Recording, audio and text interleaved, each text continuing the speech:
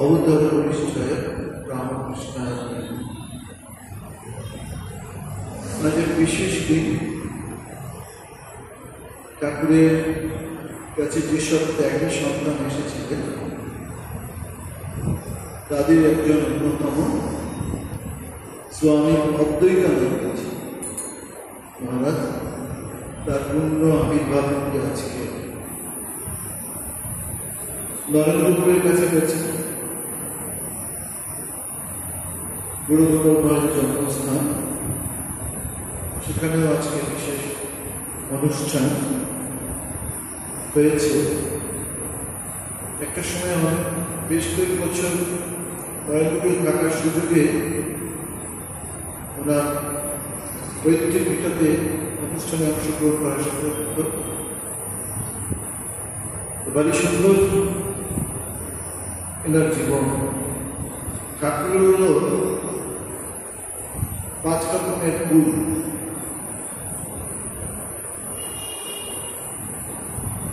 আজকের এই শুভ দিনে ঠাকুর মহাশয়ের চরণে প্রণাম নিবেদন করি।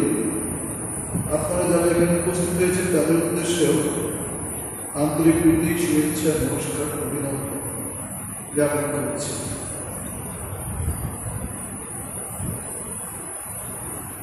শ্রীযুক্ত গোপাল চন্দ্র ঘোষ অধিক বয়সে ঠাকুরের ভিতরে আসে। এক একজন এক এক ভাবে এসেছেন। উনি বিবাহিত ছিলেন, ওনার স্ত্রী বিয়োগের ফলে মানুষটি খুব বিচলিত হয়ে পড়েছে। আমরা দেখব সে কথাগুলো আসবে। ত্যাগী ভক্তদের মধ্যে তিনি ছিলেন বয়োজ্যেষ্ঠ। ঠাকুরের কাছে যারা গাঁও কাঞ্চন মুক্ত ছেলেরা ছিলেন, যুবকরা ছিলেন, এদের মধ্যে সব থেকে বেশি বয়স ওই গোপাল দাদা, গোপাল চন্দ্র ঘোষ। এমনকি ঠাকুরের অপেক্ষা তিনি কয়েক বছর বড় ছিলেন। এই জন্য এবং ওই নামে অপরের সহিত পার্থক্য রক্ষার জন্য ঠাকুর তাকে কুলগোপাল বা মুরব্বী আখ্যা দিয়েছিলেন। আর ভক্তমূলের তার নাম ছিল গোপাল দাদা বা গোপাল দাদা। मुझे मालूम है आप सब बेंगली समझते हैं ना? ठीक। সন্ন্যাসের পর তার নাম হয় স্বামী অদ্বৈতানন্দ, কিন্তু সে নাম তত প্রচলিত ছিল। তখন তো এমনি সন্ন্যাসের সংখ্যা কম। মানে সুন্দর ঠাকুরের নিকট আগমনের পূর্বে গোপালদার স্ত্রী যোগ হয়। সেই দারুণ অংশকে প্রকৃত গোপালদা প্রথম জানতে পারে সংসার কত অনিত্য। ঠাকুর পারতেন যাকে যা উপলব্ধি দিলাম, যাকে যেটুকু দিলে তার কাজ হবে। ঠাকুরের কাছে ভক্তের আসার আগে বুঝতে পারতেন কে আসছে, কেমন তার আধার, কিভাবে তাকে এগিয়ে নিয়ে যেতে হবে। সেই বৈরাগ্যের পরে তার মনে এক সংসার ও নিত্য সত্যের কন্ডিশন ফিরতে থাকে। ওই সময় তার বন্ধু সিদ্ধি নিবাসে যুক্ত মহেন্দ্র কবিরাজ দক্ষিণেশ্বর যাতায়াত করতেন। একটা মাধ্যম চাই যারা ভগবানের চরণে যোগাযোগ করিয়ে দেবেন। ওই সিদ্ধি নিবাসে মহেন্দ্র কবিরাজ দক্ষিণেশ্বর করতেন। তিনি গোপাল তাকে পদবস্ত দেখিয়া ঠাকুরের কথা শোনায়। কত দুঃখে, শোকে, যন্ত্রণায় ঠাকুরের কাছে এসে ঠাকুরের কৃপা লাভ করেছিলেন। তা যেমন তখনও শেষ নেই, আজও শেষ নেই। কবিরাজ মহেন্দ্র পালের সঙ্গে প্রথম দর্শনকালে কিন্তু গোপালদা সে সোমনাথ বিষয়ে আশার আলোক পাইলেন। ঠাকুরের সঙ্গে দেখা হয়েছে, কথা হয়েছে, কিন্তু তিনি যে সর্বস্ব এটা আপনি প্রথমে অনুভব করতে পারেননি। অতএব সেটি ঠাকুর তার বিশেষ শ্রদ্ধাও জন্মিল না। মনে করে আমি সাধারণ সাধুদের মতো একজন, কিন্তু বন্ধু ছাড়িতেন না। আর গোপালদা বসন্ত কোনোই হতাশাকে চরম করিয়া গ্রহণ করতে পারিল না। বন্ধুর যুক্তিগুলো নেহাত ভাষার ছিল। মহাপুরুষকে কি একদমই চিনতে পারা যায়? ঠাকুর যাকে যা বলার বলতে তিনি জানতেন যে গোপালদা তার পরিধির মধ্যেই আছে, তার পার্শ্বদের মধ্যেই আছে। ভিতরে সন্ধান পাইতে হলে ঘনিষ্ঠভাবে মিশতে হয়। এই বন্ধুর মুখে তুলে বাজারে তিনি এইসব শোনাচ্ছেন। গোপালদা মঙ্গলবার বন্ধু সহ দক্ষিণেশ্বরে চলে আত্মীয় কত কত গভীর না বিষাদগ্রস্ত ব্যক্তিও প্রথমে ধারণা করতে পারেন না, কিন্তু উপযুক্ত চিকিৎসক যখন তাকে ক্রমে সুস্থ করিয়া তুলিলেন তখন তার বুঝতে বাকি থাকে না যে এটা আদর্শ সুচিকিৎসক ভিন্ন নির্দিষ্ট রোগের উপশম শুরু করা হতো। দ্বিতীয়বার শ্রীরামকৃষ্ণ নিকট আসিয়া গোপালদা তার ভালোবাসায় বাধা করিলেন। এটা ঠাকুরের আরেকটা ক্যারিশমা, ভালোবাসা। যারা ঠাকুরের কাছে এসেছেন তারা অনেকেই এই কথা বলতে বাধ্য হয়েছিলেন যে তার ভালোবাসাতেই আমরা বাধা করে গেলাম এবং উহাই ক্রমে নিবিড়তর হইলে তার সমস্ত সংসার বন্ধন দূর করিয়া দিল। ঠাকুরকে পাইলে তিনি তার ব্যথা ব্যাধি রূপে আর তার মুখে অবিরাম ভাগবতী কথা শুনিয়া ও বৈরাগ্যের অনুপ্রেরণা পাইয়া তিনি জানলেন যে এই সংসার মায়া মরিচিকা মুক্ত জীবের পক্ষে বৈরাগ্যের একমাত্র মহোৎসব। আমাদের কপাল খারাপ, গোপালদা মনে হচ্ছে বেশি পড়াশোনা করেন। ঠাকুর যে কথাগুলো বলে গেছিলেন সেগুলো যদি উনি কাউকে বলে রাখতেন তাহলে মানুষ কত কি পেতেন। সংসারে সকল সম্বন্ধই নাই, কেবল সেগুলো যে জগৎস্পর্শ মানবকে ক্ষণমঙ্গল সংসারে অতীতে লইয়া যায় উহাই জীবনের একমাত্র ভরসা। গোপালদা একান্তে সর্বতভাবে শ্রীরামকৃষ্ণকে আশ্রয় করিলেন। ইয়াতে ঠাকুরের মহিমার যেমন পরিচয় পাই, গোপালদার পুরুষ সত্যভাবেরও তিনি আশ্চর্য প্রমাণ পায়। কারণ স্ত্রীও অনেকেরই হয়, কিন্তু উহা তাহলে পুরুষ সান্নিধ্য লাভ সংসার ত্যাগ করিয়া ভগবানের জন্য উন্মত্ত হওয়া বড়ই ডর। সত্যি সংসারে কত কি ঘটে, এরকম সকলের ক্ষেত্রে কি হয়, সব ক্ষেত্রে শোনা যায়। তো ইহার সত্যি উপযুক্ত কালে বাইরের পরিবেশ ও মানসিক অবস্থার সামঞ্জস্য না হলে তার দেশে নবজীবন লাভ সম্ভব নয়। গোপালদার জীবনে তাহাও ঘটিয়াছিল। গোপালদার পিতার নাম শ্রী গোবর্ধন ঘোষ। তারা জাতিতে সদ্য এবং তাদের পৈতৃক পিতা 24 পরগনা জেলার অন্তর্গত জগদ্দল বা রাজপুর গ্রামে। আমরা নরেন্দ্রপুর থেকে রাজপুর আসতাম, রাজপুর থেকে আবার ডান দিক দিয়ে ওখান থেকে 20 মিনিটের কাছাকাছি রাস্তা মনে হয়।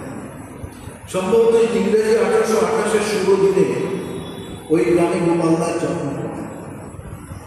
তিনি প্রায় কলকাতায় উত্তরে সিঁড়িতে বাস করতেন এবং সিঁড়ির বেণীমাধব পালের চিনা বাজারে পুরুষ ম্যাটি খররা আপস ইত্যাদির একটি দোকানে কাজ করতেন। আমি যে বলছিলাম ঠাকুর 5 ফুটের সাথী, এক একটা জায়গা থেকে এক একটা রত্ন তিনি তুলে দিয়েছেন। নরমকে এক জায়গা থেকে, রাখালকে এক জায়গা থেকে, শশীর শরৎকে এক জায়গা থেকে, আবার অদ্ভুতানন্দ ছিল লাঠিগোপালকেও আরেক জায়গা থেকে তুলে দিয়েছে। বেনিবার ব্রহ্মভক্ত হইল শরৎ ও বসন্তকালের উৎসবকে মধ্যে মধ্যে শ্রীরামকৃষ্ণকে আপন ভবনে আমন্ত্রণ করিয়া আনতেন। আমরা জানি কি না, যখন ঠাকুর কাছে ভক্তেরা, শুদ্ধ ভক্তেরা আসতেন, ঠাকুর মায়ের কাছে সন্ধ্যাবেলা আরতির সময় প্রার্থনা করতেন, মা আমাকে শুদ্ধ সত্য ভক্তদের এনে দিয়ে, তাদের ছাড়া থাকতে পারছি না। আবার এটাও দেখি কলকাতায় তার একটি কেল্লাও হয়েছে কল্যাণ বসু বাড়িতে।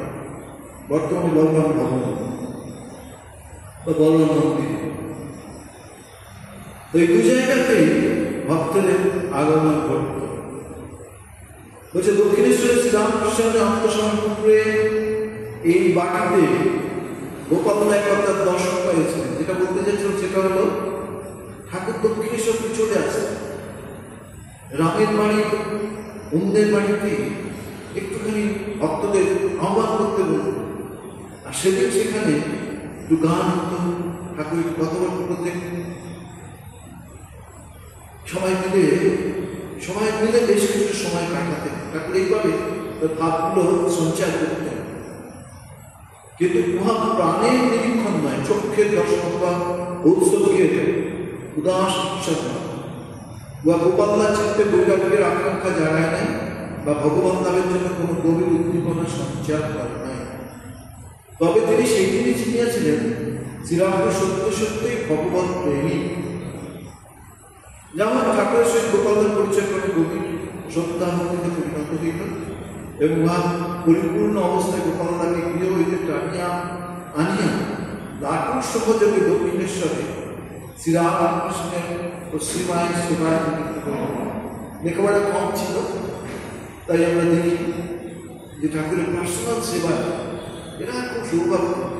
ভগবানের এই ধরনের সেবা নরেন্দ্র ঠাকুর গাড়ু পার্সোনাল সেবায় নিযুক্ত করতে না নরেনের আলাদা ক্লাস আছে, নরেন রাখাল কারো শ্রীপ্রভুর সহিত তার ঘনিষ্ঠ সম্পর্কে আংশিক বিবরণ সংগ্রহ করা বর্তমানে অসম্ভব। বিভিন্নভাবে যতটুকু সম্পর্কিত হয়েছে তার মধ্যে কিঞ্চিত আভাস পাওয়া যায় না। গোপালদার বিশেষ ইচ্ছা ছিল যে তিনি শ্রীরামকৃষ্ণকে দীক্ষা লইবেন। ঠাকুর কখনো সাধারণত গুরুগিরি করতেন না বলিয়া গোপালদা একটা অভাব বোধ করিতেছিলেন। সত্যি ঠাকুরের গুরু পিতা এইসবগুলো বড় একটা পছন্দ করতেন না। কিন্তু কারো জীবে সব নাম লিখে দিন যাই জীবে ঠিক একটা আমাদের আজকেই দেখছিলাম আমাদের কিছু হিন্দু ধর্মের মোস্ট সাইন্টিফিক কোনো কিছু সাইন্টিফিক ছাড়া নয়। এইসব কোনো গবেষণা চলছে, গবেষণার পরে মানুষ বলছে যে প্রত্যেকটা ক্ষেত্রে মানুষের সর্বাঙ্গীন কল্যাণের কথা ভেবে এইসব নিয়মগুলো করা। এখানে বলছে অথচ সকলের সম্মুখে অনুরোধ জানাইতেও পারিতেন না। দীক্ষা নেবার ইচ্ছা ঠাকুরের কাছে, কিন্তু ঠাকুর দেন না, আবার ইচ্ছাও। তাই একটু বলে আমাদের পূর্বে ঠাকুরকে একাকী বাগানে ভ্রমণরত দেখিয়া গোপালনাথ তার শ্রীচরণ মনের ইচ্ছা নিবেদন করিলেন। দূর হইতে লাটু লক্ষ্য করলেন যে গোপালনাথ নতজানু হইয়া রহিয়াছে এবং ঠাকুরের চরণ ধরিয়া খুব কাঁদিতেছে। কিয়ৎক্ষণ পরে ঠাকুর তাকে হাত ধরিয়া তুলিলেন, তখনও গোপালনাথ চোখে জল। অতঃপর কি হইল লাটু জানেন না, কিন্তু ইহার পর হইতে প্রত্যহ সন্ধ্যার সময় গোপালদাকে বিষ্ণু মন্দিরে কীর্তন করিতে দেখা যায়। খুব কখনো জীবে কিছু একটু কি বলে কিছু লিখে দিতেন বা এরকম ত্রিভুজ বা কিরকম সব আছে অনেক কিছু, এক একটা লাইনের এক এক রকম সত্যি। তবে কাউকে দেখেছি যে নবগোপাল ঘোষ করে ঠাকুরের কাছে আসতেন 1 জানুয়ারি, যখন ঠাকুরের অন্যান্য বরিষ্ঠ ভক্তরা বললেন যাও ঠাকুর গল্পতন হয়েছে, উনি যখন ঠাকুরকে প্রণাম করলেন ঠাকুরের কাছে এসে দাঁড়ালেন, ঠাকুর বললেন যে একটু নাম করতে পারবে, সময় জপ করে সময় নেই। শেষে ঠাকুর বললেন একটু করতে পারবো, কি নাম জপ করবে না? এই আমার নাম শ্রীরামকৃষ্ণ নাম। ইয়া সম্ভবত 1885 অক্টোবর। আর একদিন 2 সেবককে নিয়ে ঠাকুর একটি কৌতুক করিয়াছে। ঠাকুর কথা লাঠিকে বললেন এখানকার কথা মানতে হবে। সরল লাঠু বলল এখানকার কথা তো আমি জানি না, আপনি আমাকে এখানকার কথা বুঝিয়ে দিন। এই লাঠু কিচ্ছু লেখাপড়া জানা না, অল্প বয়সে বাবা মা দুজনেই মারা যায়, গ্রামের মানুষ এনে কলকাতায় হাজির করে। এই ঠাকুরের কাছে আসার পরেই ঠাকুর শুনে দিয়েছিল এবং বুঝেছিলেন যে ইনিও ইনিও কাম কাঞ্চন থেকে মুক্ত, এই তার পার্শ্ববর্তীর মধ্যে হবে। উনি ঠাকুর গোপালদাকে ডাকিয়ে বলেন, ওগো গোপাল শোনো, দেখো কি বলে এখানকার কথা বুঝিয়ে, এখানকার কথা কি বুঝানো যায়? তুমি বলো তো বাবা, এ কেমন আপনার? ঠাকুর ভারী সুন্দর কথা বলতে, কাউকে হাট করতে। ভগবান তো এক একটা কথায় আমাদের হৃদয়ের ভক্তিকে জানিয়ে তুলতে পারবে। গোপালদা উত্তর দিলেন, আপনার তো জানা আছে, বলে দিন না। মধ্যস্থকে বিপক্ষে জড়িত দেখিয়া ঠাকুর করলেন, ওগো তোমার একই রকম কথা, এখানকার কথাকে জানিয়ে দিতে আছে। মধ্যস্থ বললেন, এখানকার কথা শুনবার জন্যই তো আমরা সবাই এসেছি, আমাদের নাম হলে আমরা জানবো কেন? আর বাংলা ঠাকুর স্মৃত হাস্য করলেন, এখন নয়, এখানকার কথা এখন নয়, সময় হলে একদিন তোমরা সব বুঝবে। কথা বলতে পারতে জানা যায় যে করুণা ঠাকুর একদিন শতপ্রবৃত্ত হইয়া গোপালদাকে কৃপা করিয়াছিলেন। সেদিন 1885 খ্রিস্টাব্দে 11 ডিসেম্বর কাশীপুরের ট্রেনে ছড়াছড়ি নিরন্তর কালীপদকে ঠাকুর কৃপা করিলেন। পরে দুটি ভক্ত মহিলাও কৃপা লাভ করিয়া প্রেমা সঙ্গে করিতে করিতে চলিয়া গেল। সামান্যভাবে ঠাকুরের স্পর্শ করেছে, কিছু বলেছে, তাদের মধ্যে ভক্তি সঞ্চার হয়েছে। একটু স্পর্শ করতে চোখ দিয়ে করে জল পড়ছে, চোখের কোণ দিয়ে জল, প্রেমাশ্রু, কম্প, এইসবগুলো সব শুরু হয়ে গেল। ঠাকুর গোপালদাকে ডাকাইয়া আনিয়া কৃপা করিলেন।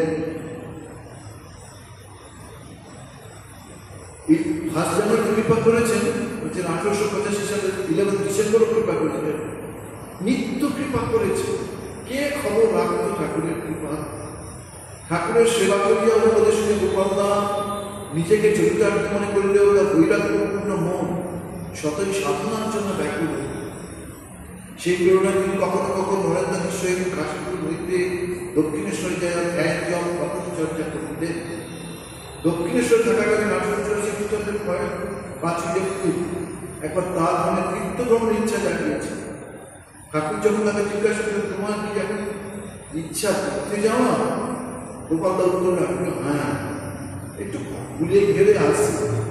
ঠাকুর তখন তাকে বুঝাইয়া দিলেন, যতক্ষণ বোধ হয় যে ঈশ্বর শেখা ততক্ষণ অজ্ঞান, যখন হেথা তখন এই জ্ঞান।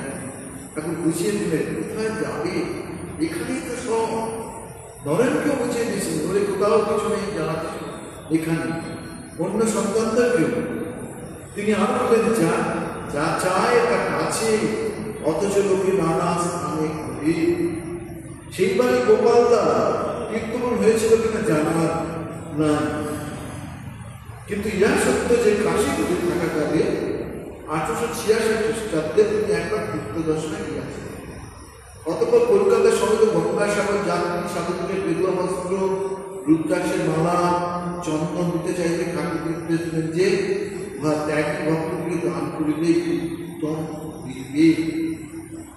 এরা সব পুরোনো দিনের মানুষ। গোপালদার অনেক বয়স, দেখে সে শুনেছেন, তারপরে মনে হয়েছে যে এইরকম এখন সব গঙ্গাসাগর যাচ্ছে, এর কিছু গেরুয়া বস্ত্র, রুদ্রাক্ষের মালা, চন্দন দিতে পারলে ভালো কল্যাণ।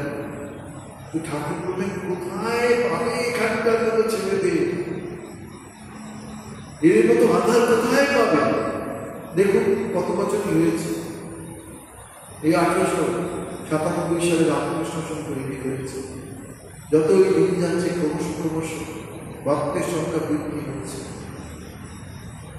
পথ তৈরি হচ্ছে, মানুষের প্রাণে শান্তি দিচ্ছে, তৃপ্তি দিচ্ছে, অনুপ্রেরণা দিচ্ছে। কারণ ইহাদের অপেক্ষা উচ্চ স্তরের সাধু আর কোথাও পাওয়া যাইবে। গোপালদা ঠাকুরের কথায় সম্মত হইয়া দ্বাদশখানি গেরুয়া বস্ত্র ও সমসংখ্যা রুদ্রাক্ষের মালা ঠাকুরের হস্তে অর্পণ করিলে ঠাকুর বা নরেন্দ্রনাথ ভক্তদের মধ্যে বিতরণ করিলেন। ঠাকুর সন্ন্যাসী সংঘ স্থাপন করছেন কোথায়? শ্রীরামকৃষ্ণ সঙ্গে কয়েক স্মরণীয় ঘটনা। এই অনুষ্ঠানের মধ্যে ভাবি ত্যাগী সঙ্গে অমোঘ বীজ নিহিত ছিল। সেই ত্যাগীদের নাম নরেন্দ্র, রাখা, যোগী, বাবুরাম, নিরঞ্জন, তারক, শরৎ, শশী, গোপাল, কালী ও লাডু। আরেকখানি ছিল, সেটা হলো গিরিশের জন্য। উদ্বৃত্ত গেরুয়াখানি পরে গিরিশ চন্দ্র গ্রহণ করিয়াছিলেন। পুঁজি বলছে দেহত্যাগ ঠাকুর এই 11 জনকে অন্যভাবে সন্ন্যাস দিয়েছিলেন। গোপালদা নিজে, মা কিন্তু গেরুয়া বস্ত্র মায়ের কাছে উনি চেয়েছিলেন, ঠাকুর দেননি, ওরকম বলে লিখে দিয়েছিলেন। তা মা বলেছেন গিরিশের অন্তর সন্ন্যাস ঠাকুর দান করেছেন। গোপালদা নিজেকে পরিষ্কার পরিচ্ছন্ন থাকিতেন এবং অপরের জিনিসপত্র পরিবার দেখতে আনন্দ প্রকাশ করে।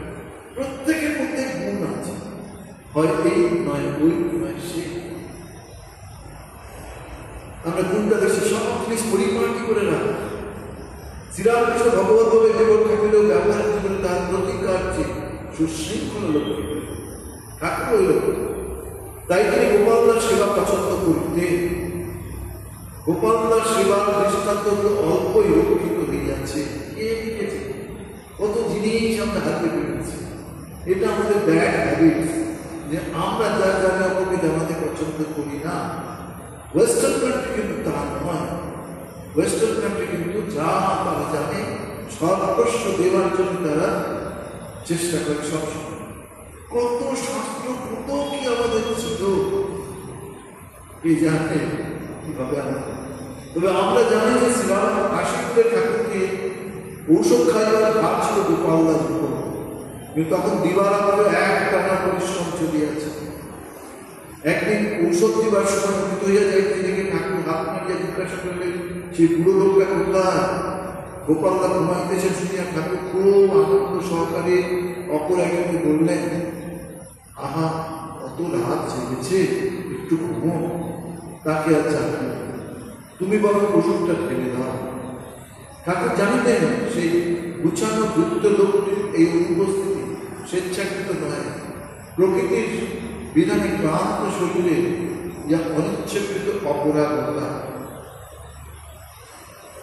শ্রী শ্রী মা গোপালদার সঙ্গে নিঃসংকোচে কথা বলতেন, আর গোপালদা ডাক্তারের নিকট বিশেষ পথ্য প্রস্তুতের প্রণালী শিখিয়া বা যথাসময়ে তাকে শিখাইয়া। তবে এটা শুনতে পাই কি না, দক্ষিণেশ্বরের যে মা রাম, মা তো শুধু তো চাল ডাল করেই রান্না হয়, আর কিছু লাগে। গোপালদার ওপর দায়িত্ব ছিল বাজারে গিয়ে এই সমস্ত সবজি টবজি সব কিছু কিনে নিয়ে আসে। হয়তো আরো থাকতে পারে, আবার ভক্তরা নিয়ে এসেও হাজির করতে। গোপালদার নিম জল দিয়ে ঠাকুরের গলার মতো পরিষ্কার করে রেখে একদিন ওইরূপ উঠেছেন, এমন সময় ঠাকুর খুব করিয়া উঠলেন। ঠাকুরের কষ্ট দেখে গোপালদার নিজেরও কষ্ট বললেন, থাক আর বল। ঠাকুর কিন্তু বললেন, না না তুমি ধুইয়ে দাও, এই দেখো আমার আর কোনো কষ্ট হচ্ছে। ব্যাপারটা কি? মনটা তুলে নিতে পারে, মনটা একেবারে এমন তুলে নিতেন যে শরীরটার মধ্যে শরীরে যা কিছু আপনি করুন, যেমন অ্যানালিসিস দেওয়া যায় সেরকম। এটা অনেকটা আমরা লক্ষ্য করি। স্বামী তুলিয়া দেখে বললেন, অলমনি কেন? মনটা দাঁড়ানো মানে কয়েক মিনিট পরে অপারেশন, কোনো অ্যানালিসিসের কোনো যন্ত্রণা, কোনো কিছু নেই, শুধু বলে দিতে এই দেখো আমার আর কোনো কষ্ট হচ্ছে। এই বলে দেহ হইতে নিজের মন উঠাইয়া রইলেন, এবং ইহার পরে মুখে কোনো শব্দ উঠিল না বা কোনো মুখ বিকৃত দেখা গেল না। স্বেচ্ছায় অবতার পুরুষে কি না সম্ভবে। একজন পূজনীয় মহারাজের নাম নিচ্ছি না, কিন্তু ঘটনাটা বলতে ইচ্ছা হচ্ছে। আমাদের এই পশ্চিম মহারাজের ক্যান্সার রোগ হয়েছে, অনেক বছর বয়স হয়েছে, রেও রোগে হয়েছে, কিন্তু কোনো দিনের জন্য কেউ শুনতে পায়নি তার ওই ক্যান্সারের রোগ জন্য যন্ত্রণা তিনি অবলম্বন করছেন। মন তুলে নিতে পারতেন। এরা সব মাকে দর্শন করতে পেরেছিলেন, কেউ ঠাকুরকে দর্শন করতে পেরেছিলেন, এতে যা কিছু তাই করতে পারে। আমি দেখলাম রামবাবু বাড়িতে কীর্তন হচ্ছে, ভজন হচ্ছে,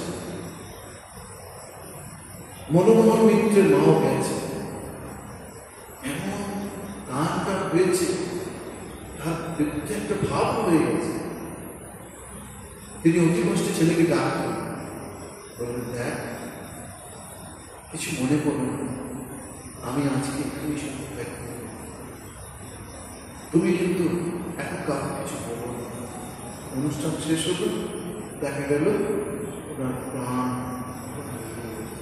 কি সব সত্য সত্য সব মানুষ ঠাকুরকে দর্শন করেছেন, আর এমন তাদের ভাব ঠাকুরের কৃপা নিয়ে এগিয়ে যেতে ওদের সুবিধেই ছিল।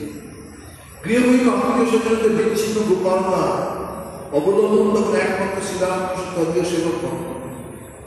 তার সুখ সহানুভূতি যখন গুরুপ্রান্তের সহিত বিজয়িত এবং তার আবেদন স্থল শ্রীগুরুর পাদক কাশীপুরী নর্মদা একবার নির্বিকল্প সমাধিতে নিমগ্ন হইতে তার দেহ মৃতের লক্ষণ প্রকাশ হয়। অমনি কিংকর্ণ বিমূঢ় গোপালরা ব্যস্ত সমস্ত ইয়া ঠাকুরের উপর ছুটিয়া গিয়া বলিলেন, নরেন মরে গেছে, হাতে পেয়েছে নির্বিকল্প সমাধি। নরেন চেঁচিয়ে উঠছে, আমার হাত কোথায়, আমার পা কোথায়, আমার শরীর কোথায়? কিছু আগে থেকে ঠাকুরকে ধরেছিলেন যে আমাকে নির্বিকল্প সমাধির ব্যবস্থা করে দিন, দেখি আমি কি বলছি। ঠাকুর সমস্ত শুনিয়া বললেন, বেশ, এখন এইভাবে কিছুক্ষণ থাক, আমার সমাধির জন্য বড় চালিয়েছে।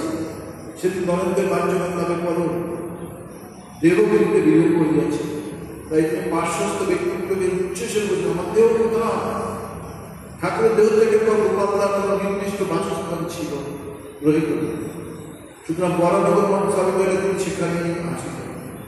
তবে তিনি সবসময় ঘরে থাকিতেন না, অন্যান্য গুরু ভ্রাতাদের ন্যায় প্রায় তীর্থদর্শন যাইতেন বা তপস্যায় নিষ্ক্রান্ত হইতেন। ওই কালের কোনো ইতিহাস অজ্ঞাত। স্বামী বিবেকানন্দের পত্রাবলী 20/8/88 তারিখে হইতে জানা যায় 1888 অব্দে গোপালদা কেলা ও বদ্রিকাশ্রম দর্শন করেন এবং ওই সময় গঙ্গাধর মহারাজের সহিত তার সাক্ষাৎ করেন। দীর্ঘকাল পরে গঙ্গাধর মহারাজ তাকে দেখিয়া কাঁদে আকুল। এই তীর্থদর্শনকে ফিরিয়া গোপালদা কিছুকাল বৃন্দাবনে বাস করেন। 1890 ইংরেজিতে বিরাটে পুনর্বার গঙ্গাধর মহারাজের সহিত তার সাক্ষাৎ পান এবং উভয়ে একসঙ্গে হরিদ্বার কুণ্ডে যান। ঠাকুরের সংস্পর্শে সে বৈরাগ্যের ফলে কিছু ভালো লাগে না। তীর্থস্থান গেলে মনে শান্তি পায়, আনন্দ পায়।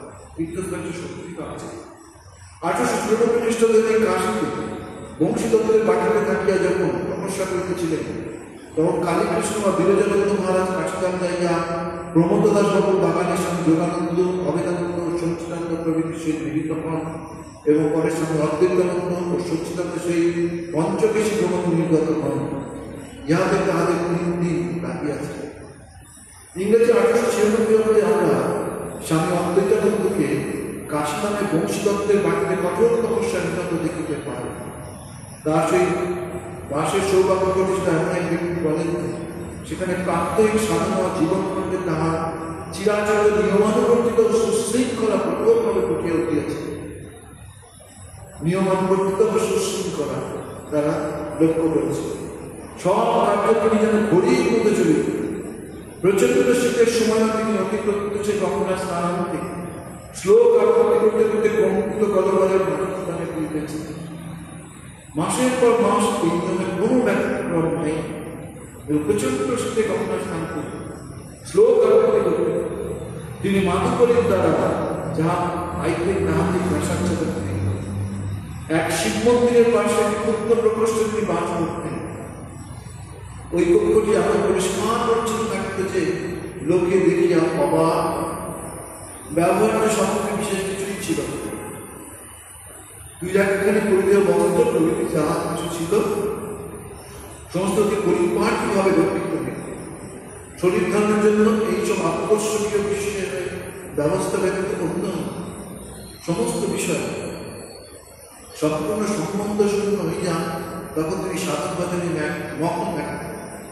বস্তু জীবনের একমাত্র কর্তব্য সাধন করিবে বলিয়াই তার বাহ্যিক ব্যবহারে সর্বত্র তাদৃশ একটা নিপুণ ভাব প্রকাশ করত।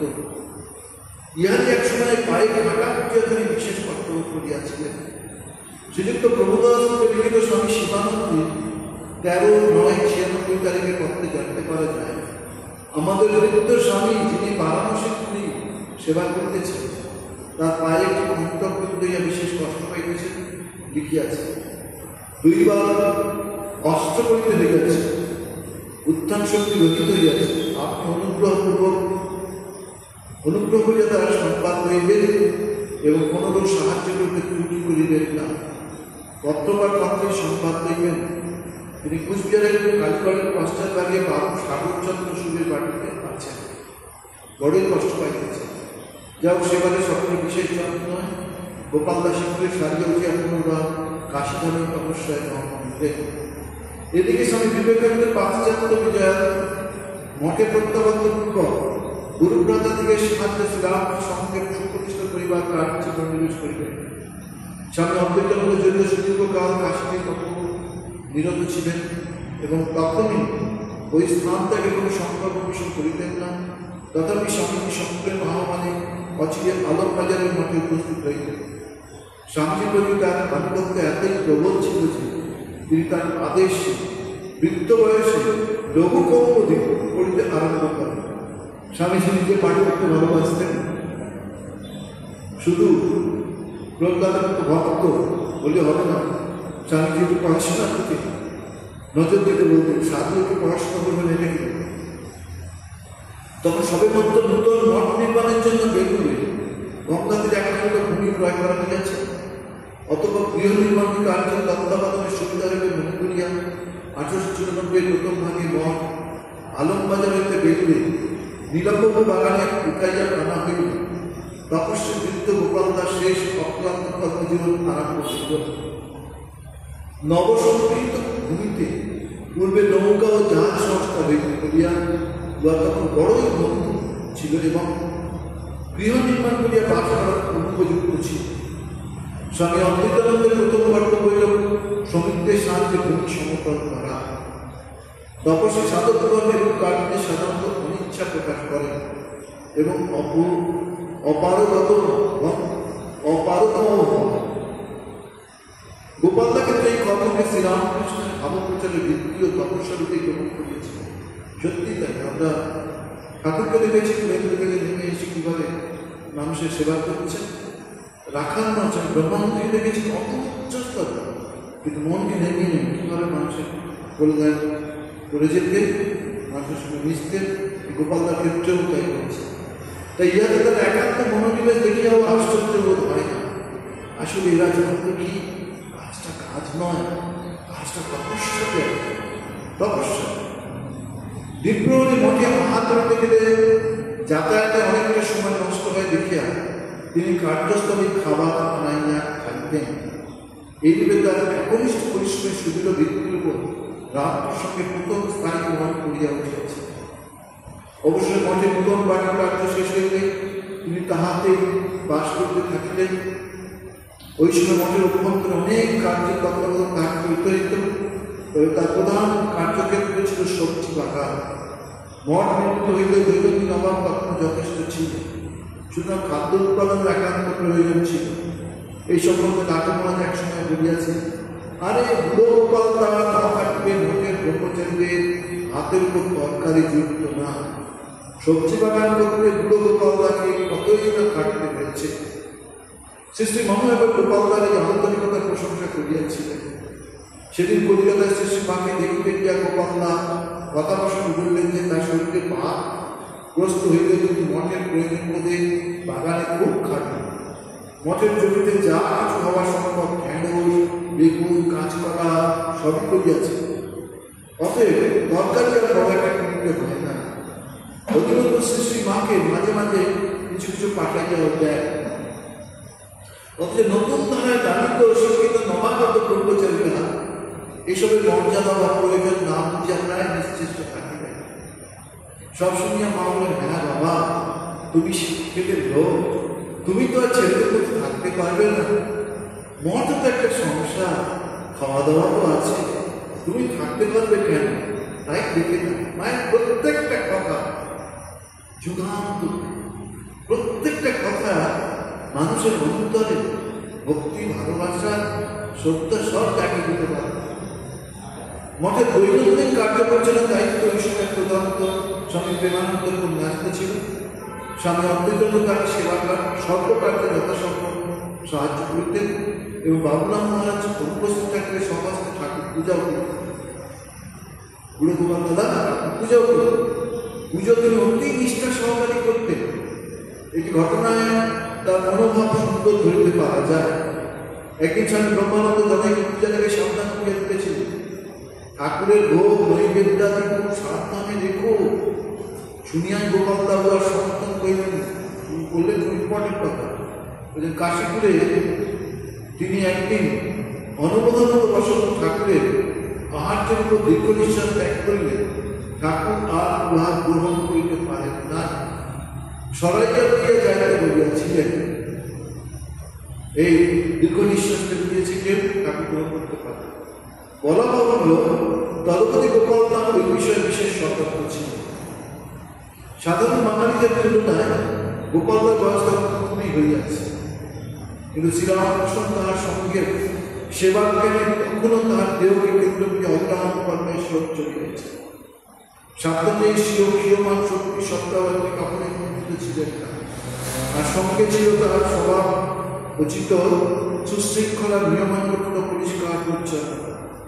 তাহার যত্ন মঠের বাগান, পূজার ফুল এবং ভোগের ফল ও তরকারিতে পূর্ণ থাকে।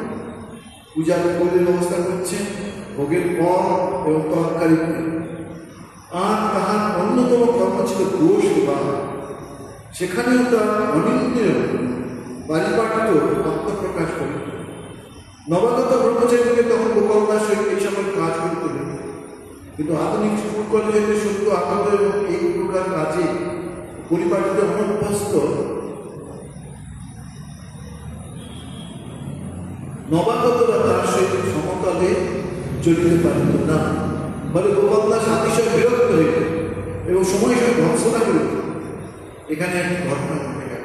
এটা কত উচ্চ আধার নামে ঘটনার কথা আমরা পেতেই পারি, কিন্তু একদিন ঠাকুর তাকে দেখাই জানিলেন সর্বভূতে তিনি লিপ্ত মা। এই অনুভূতির পরে তাহার এই স্বভাবের পরিবর্তন হইল। তিনি বলিতেন সর্বভূতে তিনি বিরাজমান, কাকে নিন্দা করি আর কাজই বা সমালোচনা করি। ঠাকুরের সংসার আর ইহারা ঠাকুরের সন্তান, এই মনোভাব লইয়া তিনি বাক্য একটা দিন কাটাই গিয়াছে। ইহার মধ্যে রসিকতার অভাব ছিল না। একসঙ্গে গোপাল দাস সবজি বাগান, অপর একটা ছাদ ফুল বাগান দেখিত। ফুল বাগানে সব ব্রহ্মচারীরা কাজ করিতেছে। তরকারি বাগানের ব্যবস্থা হইতেছে থেকে গোপাল দা বলে, আহা, নূতন ছেলেদের অত খাটাতে নেই, ফুল বাগানের মাটি বড় শক্ত, বলে ছেলেরা তোরা এখানে এসে কাজ কর, এই মাটি খুব নরম। উপস্থিত সকলেই জানিবেন যে বস্তুত সবজি বাগানের কাজ অনেক অধিক সমস্যা। সুতরাং ওই মন্তব্যে হাস্যের উদ্বেগ হল। প্রাচীনভাবে ভাবিত বুড়ো মানুষ গোপালদার চায়ের সম্বন্ধে অপবিরুদ্ধ ধারণা আছে। চা একবারে পছন্দ করতেন না। এই নিয়ে একটা সুন্দর ঘটনা। তিনি চা পান করিতেন না এবং অপরকেও পান করতে নিষেধ করিতেন। ইহার অনেক ক্ষেত্রে বেশ রসিকতা জমিয়ে ওঠে।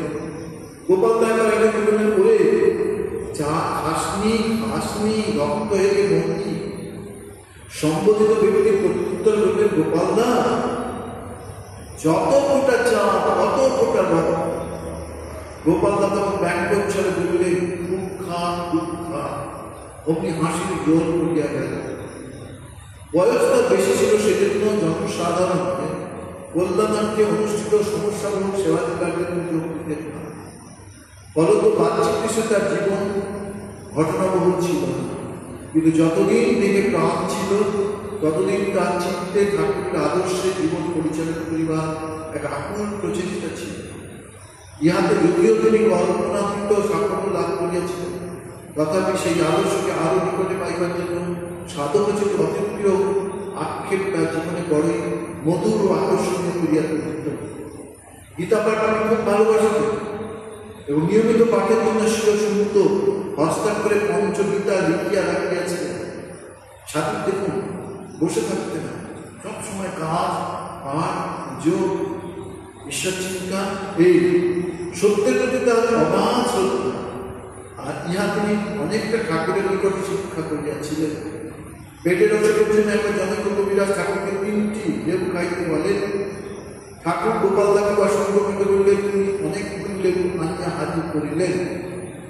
সত্যের জীবনদণ্ড ঠাকুর 3টি মাত্র লেবু রাখিয়া বাকি সব ফিরাইয়া দিলেন। গোপালদা চাক্ষুষ দেখিতে পাইলেন, তিনি যাহাকে জীবনে ধ্রুবতারাকে গ্রহণ করিয়াছেন, সেই নিষ্কলঙ্ক চরিত্রের কথা কার্যের মধ্যে বিন্দু মাত্র অসামঞ্জস্য নাই, যা সতই তার মনে গভীরভাবে মুদ্রিত হইয়া গিয়াছে। অতঃপর তিনি স্বয়ং যেমন সত্যনিষ্ঠ ছিলেন, মঠের ব্রহ্মচারীকেও তিনি সত্যপরায়ণ হইতে বলিতেন এবং ওই বিষয়ে উৎসাহ দিতেন। তার তীর্থভ্রমণের কিঞ্চিৎ উল্লেখ পূর্বে করিয়াছি। শরীর বৃত্ত হইলেও মন ছিল তার অদম্য উৎসাহে পরিপূর্ণ। এইটা আমরা দেখেছি। সাধন বাজার ঠিক করলে, ঠিকমতো বলে, তার ভেতরে বড় উৎসাহ উদ্দীপনা পরিপূর্ণতা, সেই মনোবলে তিনি কেদারনাথের কন্যাকুমারী দ্বারকাতে কামাখ্যা পর্যন্ত প্রধান তীর্থ পরিদর্শন করেন। 1890 খ্রিস্টাব্দের মার্চ মাসে তিনি সৃষ্টি মাকে লইয়া প্রয়াগরাজে যান। 1890-91 শীতকালে তিনি হরিদ্বারে কুম্ভ উপলক্ষে উপস্থিত ছিলেন। কন্যাকুমারী নবাই চৈতন্য বাবুর সহিত তিনি 1897 নভেম্বরে রায়পুরে পৌঁছান এবং পরে দাক্ষিণাত্য ভ্রমণ নিষ্ক্রান্ত হইয়া 1898 23শে মার্চ শুভানন্দ ও নির্মলানন্দে সেই মঠে প্রত্যাবর্তন করেন। 1899 শেষে তিনি দার্জিলিংয়ে যান এবং 5 নভেম্বর মঠে ফিরিয়া আসেন। 1900 খ্রিস্টাব্দে স্বামী ভারত প্রত্যাবর্তনের সহিত কয়েকদিন পরে অদ্বৈতানন্দজি জন্মে গুজরাট ভক্তকে সহিত দ্বারকায় যান এবং পরবৎসর 7 ফেব্রুয়ারি মঠে উপস্থিত হন। শেষ বয়স পর্যন্ত সামান্য ব্যায়ামানের সহায় তার স্বাস্থ্য মুখের উপর ভালোই ছিল বলে করি। দেখুন, ব্যায়ামানি পর্যন্ত একটা নিয়ম নিষ্ঠা, অপরের মুখাপেক্ষী হইয়া থাকা তার মনোকূল্য ছিল না। অপরের মুখাপেক্ষী হওয়া এটা পছন্দ করত না, সেলফ ডিপেন্ডেন্ট। এবং ভগবানও তাকে সেই অবস্থায় প্রভাবিত দিয়েছে। শতপ্রণত যে কেউ সেবা করিতে অগ্রসর হইতে স্বাবলম্বী গোপালদাকে নিবৃত্ত করিতেন, নিজের সমস্ত নিজেই করিতেন এবং উহাতেই ছিল তার তৃপ্তি। এই যে নিজের কাজে একটা তৃপ্তিবোধ, এটা বলছে। এইসব জীবনী পড়া, এইগুলোই আমাদের কাছে একটা পরম হওয়া। সঙ্গীত তার বিশেষ অনুরাগ ছিল এবং যারা মায়ার তলায় হাত খুব নিষ্ঠ ছিল, গুণের শেষ নেই বেঁচে। দেহত্যাগে কিছু করলে তিনি পেটের রসে উঠেছিলেন। ইয়ার প্রতিকার করতে তিনি প্রত্যহিত ব্যায়াম করতেন। কিন্তু এইভাবে জরাজীর্ণ শরীরকে ভিজা রাখা কষ্টকর হওয়ায় এবং প্রতিকারের চেষ্টা সত্ত্বেও রোগের বৃদ্ধি হইতে থাকায় তিনি ঠাকুরের সম্মুখে নামাইয়া যুক্ত করে কাতর করতে নিবেদন করে। দেখুন, কে বলে ঠাকুর শোনেন না, দেখুন ঠাকুর কি করবেন। নিবেদন করে, প্রভু আমায় এই কষ্ট থেকে মুক্তি দাও। ঠাকুর সে প্রার্থনা শুনলেন, মুক্তি তার শীঘ্র আসিল। শোনা যায় যে অন্তিম অসুখের সময় তাদের অলৌকিক দর্শন লাভ পায়। তিনি দেখলেন ঠাকুর গদা হস্তে সম্পূর্ণ উপস্থিত। গদা দেখিয়া আশ্চর্যজিত গোপালদা ঠাকুর কি কারণ জিজ্ঞাসা করলে তিনি বললেন, আমি এবারে গদা দেওয়া রূপে আবির্ভূত। ঠাকুর কি বলছেন যে আমি এবারে গদাধর রূপে আবির্ভূত? সত্যি তো, গয়াধারে গদাধর তো পরমাত্ম শ্রীরামকৃষ্ণদেব। ঠাকুরের আগমনে সর্বপ্রকার বিবাদ বিচ্ছেদ দূরীকৃত হইবে। ঠাকুর কি গদাধর থেকে সেদিন এই ইঙ্গিত করিয়াছে? মনে রাখিতে হইবে ঠাকুরের বিদ্যুৎ নাম ছিল গদাধর। কে জানি অবতার সে সর্বপ্রকার স্বার্থ ক্রিয়াকলাপ ও নামাদি পশ্চাৎ কোথায় কোন অর্থ দুঃখায় থাকে। অবশেষে শেষের দিনে আগত সেই দিনের একটি সংক্ষিপ্ত যে প্রাণস্পর্শী বিবরণ স্বামী প্রেমানন্দ মহারাজের একখানি পত্রে আছে। 28শে ডিসেম্বর 1909 মঙ্গলবার বেলা 4:30 সময় গোপাল দাদা স্বধামে গমন করেছেন। সামান্য জ্বর হয়েছিল, কেউ খাওয়াতে পারেন না যে এত শীঘ্র তিনি দেহ রক্ষা করিলেন। শেষ সময় মুখকান্তি অতি সুন্দর। এই ভগবান যে দর্শন দেন তার একটা ছবি তো আমাদের দরকার। এই বলছে মুখকান্তি, সে সময় মুখকান্তি অতি সুন্দর। শ্রী শ্রী প্রভু ভক্তের হৃদয় এক আশ্চর্য। সে সময় মতি ডাক্তার উপস্থিত ছিলেন, লেবু খেলেন, মতিবাবুকে নমস্কার করে হাসিতে হাসিতে বেগত দেয়। 81 বছর বয়সে ইহলোক পরিত্যাগ করিয়া স্বামী অদ্বৈতানন্দ মহারাজ বাঞ্ছিত ধামে চলিয়া গেলেন, কিন্তু পশ্চাতে রাখিয়া গেলেন পরবর্তী সন্ন্যাসী সঙ্গের জন্য একখানি অনুকরণীয় আদর্শ জীবন। এমন সুন্দর জীবন, ফুলের মতো পবিত্র, অতি সুন্দর, যা মানুষকে চিরকাল অনুপ্রাণিত করবে।